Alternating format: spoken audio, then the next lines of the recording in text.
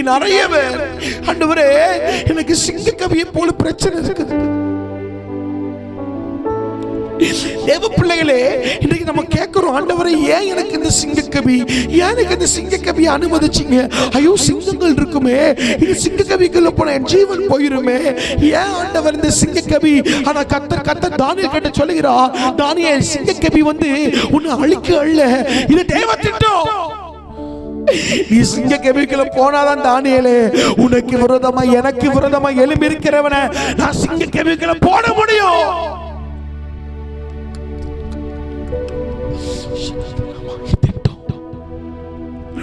தெய்வ திட்டம். ஹல்லேலூயா. தெய்வம் நடத்துகிறார். சிங்கக்கவியை பார்த்து பயப்படாதீங்க. சிங்கக்கவி போல பிரச்சனை வந்துட்டா பயப்படாதீங்க. சிங்கக்கவி தானியேலுக்கு இல்ல. தானியேலை யாரெல்லாம் சிங்கக்கவிகளை போட்டாங்க அவங்களுக்காக தான் கர்த்தர் திட்டத்தை மாற்றுகிறார்.